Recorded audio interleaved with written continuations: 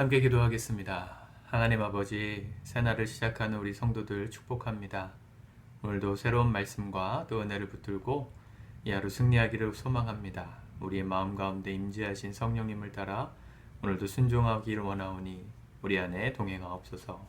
예수님의 이름으로 기도드립니다. 아멘. 우리 찬송가 342장 찬양하시겠습니다.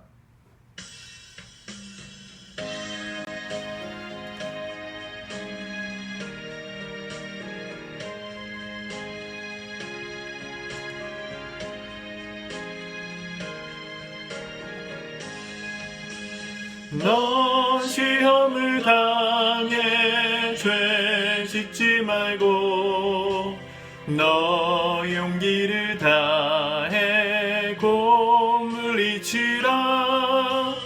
너 시험을 이겨 새 힘을 얻고 주 예수를 믿어 늘 승리하라. 우리 구주의 힘과 그의 위로를 빌라. 주님 내 편에 서서 항상 도우시리. 내 친구를 삼가 잘 선택하고 넌행을 삼가 늘 조심하라. 제 열심을 다해 늘 충성하고 온 정성을 다해 주 봉사하라. 우리 구주의 힘과 그의 위로를 빌라. 주님 내 편에 서서 항상 도우시리.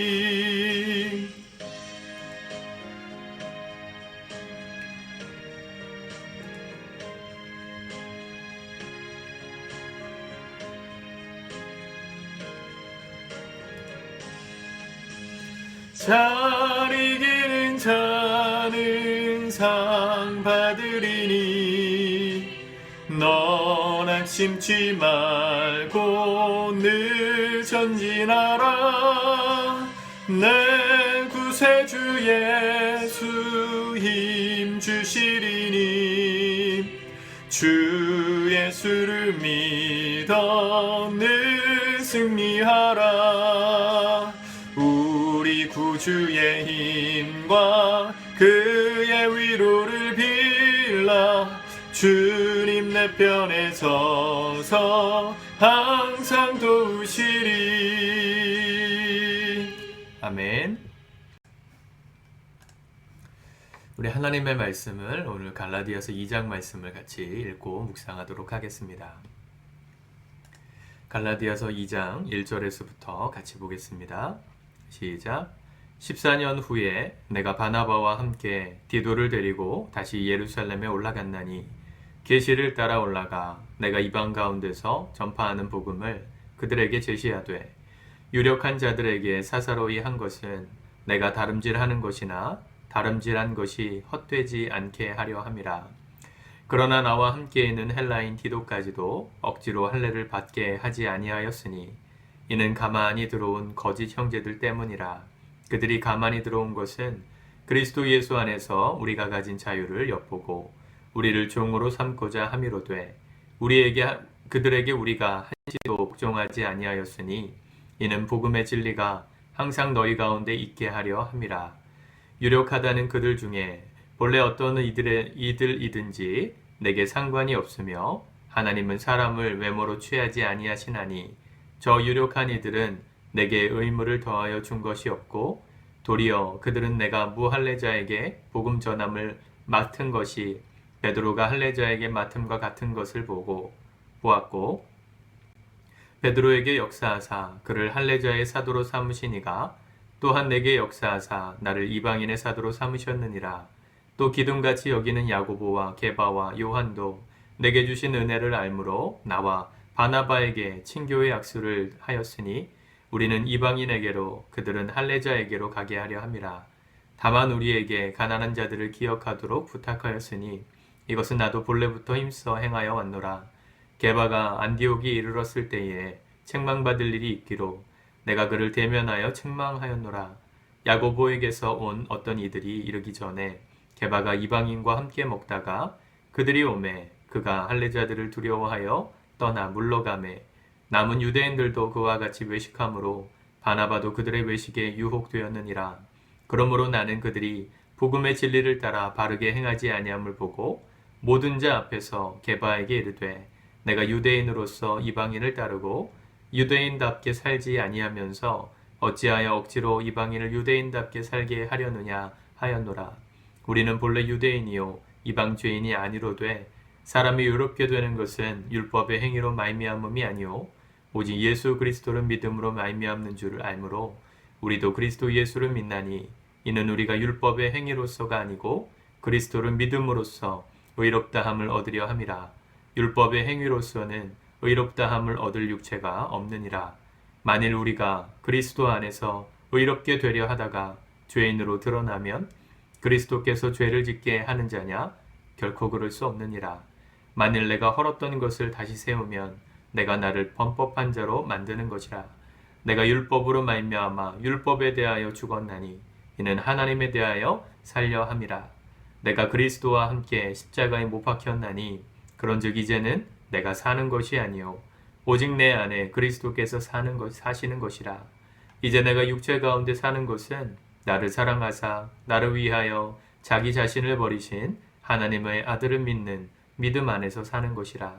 내가 하나님의 은혜를 패하지 아니하노니 만일 의롭게 되는 것이 율법으로 말미암으면 그리스도께서 헛되이 죽으셨느니라. 아멘. 사도 바울은 이 갈라디아서를 쓸 때만 해도 사역 초기였습니다. 갈라디아 교회를 개척했던 것은 2차 선교여행 때 비교적 초창기 사역에서 세웠던 교회 중 하나였죠. 이 갈라디아 지방으로 복음을 전했을 때 이 사도의 권위, 사도 바울에 대한 사도의 권위에 대해서 의문을 제기하는 사람들이 상당히 많았습니다. 왜냐하면 그는 유대인 출신이었고 심지어 교회를 핍박해서 스데반을 죽이는데 앞장섰었던 사람인데 그가 어떻게 갑자기 변화돼서 교회, 이 복음을 전하는 예수님의 제자가 될 수 있는가? 남은 12사도, 12명의 제자, 직계 제자들과 다르게 이렇게 악한 과거가 있는데 그가 무슨 자격으로 복음을 전하고 있느냐? 유대인들 사이, 이방인들 사이, 그리스도인들 사이에서도 그를 의심하는 사람들이 있었고 또 유대인들 사이에서도 이 사도 바울을 의심하는 사람들이 있었습니다. 가는 오도 가도 못하는 정말 사면초가에 닥칠 것 같은 사도 바울의 사역의 현장이었죠. 그래서 초창기 서신들을 보면 자기 스스로의 어떤 사도권을 변호하는 말들이 굉장히 많습니다. 자기가 예수 그리스도의 은혜로 말미암아 이방인의 사도가 되었다. 오늘 말씀에 나오잖아요. 베드로는 유대인들을 위한 사도로 부름받은 것처럼, 그렇죠? 할례자를 위한 사도로 8절에 그를 할례자의 사도로 삼으시니가 또한 내게 역사하사 나를 이방인의 사도로 삼으셨느니라. 자기가 사실은 하나님의 부르심을 따라 사도가 된 것이지 자의로 된 것이 아니다. 또 자신이 그렇게 아라비아에서 3년 정도 수련하고 또 칩거하면서 계시를 받아 전하게 된 이 복음을 이 초대교회 리더들이었던 베드로와 야고보와 요한이 듣고 친교의 약속을 나누었다. 9절에 보면 그렇게 나오죠. 인정해 줬다는 것입니다. 아, 그렇구나. 하나님께서 이 바울을 이방인들에게 복음을 전하기 위한 사도로서 세우셨구나. 그와 같은 일들이 가능했던 이유는 이 베드로를 비롯했었던 초대교회 초기 리더들은 다 유대인이었거든요. 그래서 예루살렘 교회가 세워졌었던 초창기만 해도 유대인들 사이에서만 복음을 전했습니다. 그런데 하나님께서 환상을 보여주시죠. 베드로에게 그 이방인이었던 욥바에서 이렇게 백부장으로 있었던 고넬료에게 가서 복음을 전하라고, 하늘에서 이렇게 광주리가 내려오면서 부정한 것들을 내가 먹으라고, 우리 부정한 거 먹을 수 없습니다. 그랬더니 하나님께서 정하게 하신 것을, 깨끗하게 하신 것을 내가 왜 부정하다 하느냐. 환상을 보고 찾아가서 성령이 임하는 걸 보았죠. 그와 같은 것이 선제되었었기 때문에 이방인의 사도로 바울을 부르셨거나 이해할 수 있었던 것입니다. 어찌되었건 이 사도 바울의 사도권은 죽는 날까지 변호해야만 되는 것이었습니다. 인생이 이렇습니다, 여러분. 우리가 아무리 옳아도, 아무리 내가 억울해도 누군가는 나를 공격할 수 있고 또 내 의지와는 상관없이 내가 행하는 것들에 대해서 부정적으로 말할 수 있습니다.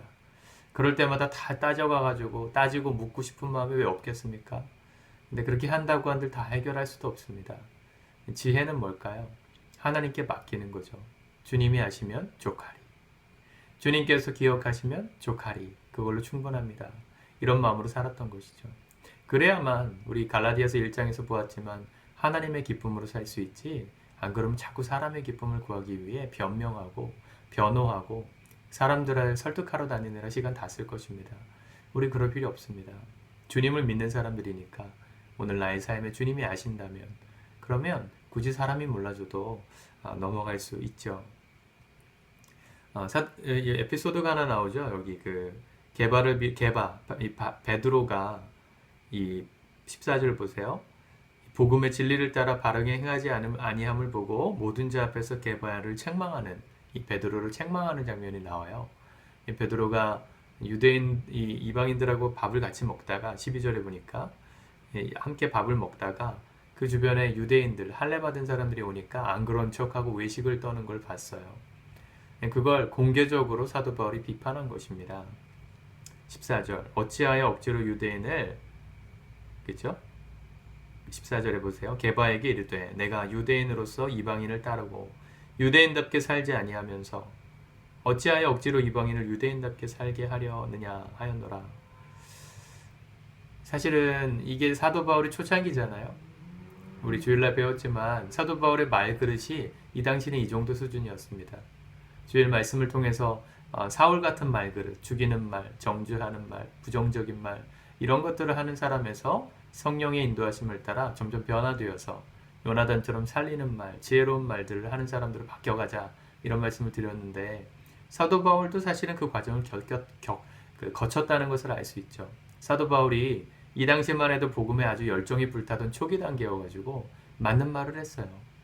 옳은 말을 했는데 요나단 같은 지혜는 없었던 거예요. 주일날도 말씀드렸지만 무엇을 말하느냐가 중요하지만 그보다 더 중요한 건 어떻게 그 무엇을 말할 것인가, 지혜가 필요합니다. 모든 사람들이 있는 자리에서 게바에게, 이 베드로 초대교 리더에게 면박을 주는 장면은 스스로가 생각하기에도 지혜롭지 못했다고 이 사도 바울의 후기서신에 보면 나옵니다. 베드로 전후서에 보면 이 사도 바울과의 일화 때문에, 이 지금 어색해진 관계 때문에 베드로도 오해받고 사도 바울도 오해받았던 것 같아요. 근데 베드로가 사도 바울을 인정하는 그의 글들과 편지를 성령의 계시로서 인정하는 내용들이 나오죠. 바울도 마찬가지입니다. 이 베드로와 나머지 사도들. 초창기 때만 해도 사도 바울이 전도 여행하다가 이 누굽니까? 마가 같은 젊은이들 중도에 낙오하잖아요. 힘들어가지고 너 쓸모없다, 가라, 이렇게 내쫓았는데 사실은 그때의 일들을 나중에 후회하죠. 그 마가가 나에게 유익한 사람이니까 옥에 와서 나의 필요한 것을 채우게 하라, 뭐 그런 얘기들을 하죠. 여러분, 인생이 어떻게 처음부터 완성될 수 있습니까? 하나하나 완성되어 가는 게 우리 삶이고 죽는 날까지 성장해야 되는 게 우리의 과제입니다. 한두 번 하루 이틀 열심히 살았다고 완성되면 인생을 누가 못 살겠어요. 그러나 우리에게 주어진 하루하루의 삶은 조금씩이라도 어제와 나를 비교하면서, 어제의 나와 오늘의 나를 비교하면서 한 걸음씩 성장해가는 과정을 계속해서 반복하는 것입니다. 그래야만 우리의 말그릇이 넓어지고 더 많은 사람들을 살리는 사람들이 되는 것이죠. 사도 바울의 이 고백과 이 모습이 우리에게 희망이 되는 것입니다. 바울도 이랬구나, 베드로도 이렇게 실수했구나. 그런데 그들이 결국엔 믿음의 거석들, 초대교회의 거인들이 되었구나. 우리도 그런 꿈을 꾸었으면 좋겠습니다. 우리가 제일 잘 아는 말씀이죠. 갈라디아서 2장 20절. 내가 그리스도와 함께 십자가에 못 박혔나니 그런즉 이제는 내가 사는 것이 아니오 오직 내 안에 그리스도께서 사시는 것이라. 우리가 사는 게 아닙니다. 오늘 하루도 사람에게 기쁨을 구하려면 내가 살아야죠. 그러나 하나님의 기쁨을 구하기 위해선 그리스도께서 우리 안에 사셔야 합니다. 성령께서 오늘도 우리에게 말씀하실 겁니다. 그 말씀에 압도되어서 우리가 순종하지 아니하고는 견딜 수 없게 성령이 우리에게 정말 믿어져서 오늘 우리의 말그릇이 넓어지고 이제 우리가 살아가는 이 삶은 나를 사랑하사 나를 위하여 자기 자신을 버리신 하나님의 아들을 믿는 믿음 안에서 율법을 행함으로가 아니라 믿음으로 살아가는, 그분이 정말 나와 함께 하심을 믿어질 때 우리 인격이 바뀌고 변화되는 것들을 경험하게 되리라 믿습니다. 믿음이 오늘 하루 동안 저와 여러분들의 마음과 생각을 지배해 주시기를 축복합니다. 기도하겠습니다. 하나님 아버지, 오늘 말씀이 우리 가운데 교훈하시니 감사합니다. 누구도 처음부터 완성된 사람은 없었고 실수와 또 여러 가지 잘못의 투성이었고 반복이었음을 봅니다. 우리는 하나님 앞에 더 부끄러운 사람입니다. 그렇기 때문에 더 포기하지 않겠습니다. 하나님, 영원토록 함께해 주시고 오늘도 믿음으로 살아가는 우리의 삶에 주를 위해 살아갈 수 있는 이 지혜가 가득 부어지게 도와주시옵소서. 예수님의 이름으로 기도드립니다. 아멘.